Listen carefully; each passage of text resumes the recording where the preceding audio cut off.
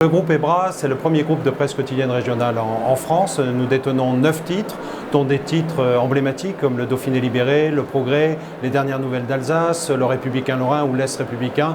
Bref, on est un des gros acteurs de la presse quotidienne régionale. Et si on regarde aujourd'hui, on a encore 4 millions de lecteurs tous les jours sur nos titres papier et puis plus de 13 millions de visiteurs uniques Médiamétrie. C'est un clin d'œil pour montrer que le local n'a jamais été aussi dans la modernité. Si on regarde aujourd'hui les attentes des Français, c'est la crise des Gilets jaunes, a démontré de manière violente, mais aussi le grand débat, qui a une très forte demande de proximité, d'informations locales utiles. Ça, c'est la première chose. La deuxième chose, c'est que c'est effectivement le cas. La presse quotidienne régionale a démarré sa transformation digitale un petit peu plus tard que la presse quotidienne nationale, mais avec un très gros avantage, c'est de bénéficier de l'expérience des autres et de pouvoir le faire beaucoup plus rapidement dans un contexte qui est favorable. C'est finalement d'adapter nos manières de travailler aux usages et à l'expérience que nos lecteurs souhaitent. Donc la première chose que nous avons fait, ça a été de transformer les rédactions dans un mode de fonctionnement digital first.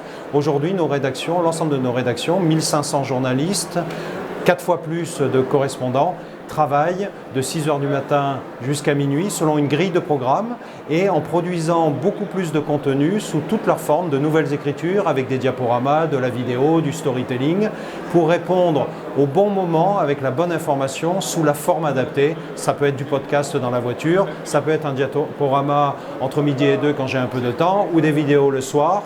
Et évidemment, le matin, au petit déjeuner, je choisis si je lis mon journal sous forme papier ou sous forme numérique. Donc ça, c'est la première chose.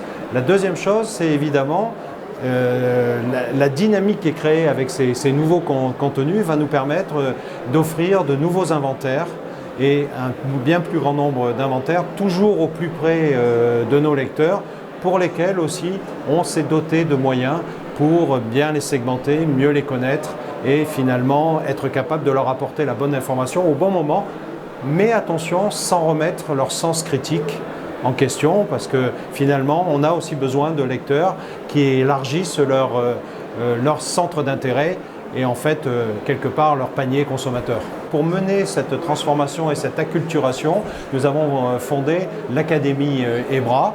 Nous venons de former pendant 3 semaines nos 1500 journalistes. C'est maintenant nos commerciaux qui sont dans les régies et demain, en fin d'année, nous allons former aussi tous nos vendeurs qui sont sur le terrain pour monétiser nos contenus.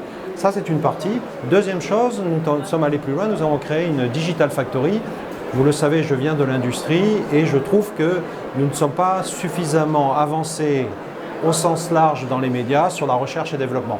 Donc notre Digital Factory est là pour benchmarker, pour regarder les meilleures pratiques au niveau mondial et pour innover, ce que nous sommes en train de faire avec le lancement d'un projet qui s'appelle Métropole et qui a pour objectif de définir de nouveaux contenus pour les urbains, puisque finalement on s'aperçoit que cette population, en particulier les jeunes urbains, ont une manière de consommer qui est complètement différente que celle de leur famille. Pour faire cette transformation qui est unique dans sa dimension, mais aussi dans son délai, puisqu'on mène cette transformation en 3 exercices, c'est-à-dire 36 mois, nous avons investi et nous allons encore investir, mais déjà 20 millions d'euros, puisque ça touche non seulement tous les outils informatiques, CMS et autres, mais on en a profité aussi pour rationaliser nos outils industriels. Nous avons fermé 2 imprimeries et nous réinvestissons pour que nos journaux papier soient toujours plus beaux et au goût du marché.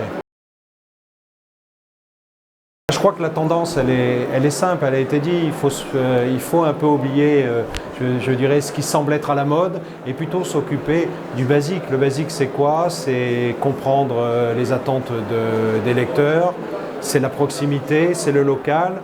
Et vous savez, pour les GAFA, ce n'est pas forcément simple d'être au quotidien et de bien comprendre ce qui se passe dans les petites villes ou le petit village au fin fond de la Savoie.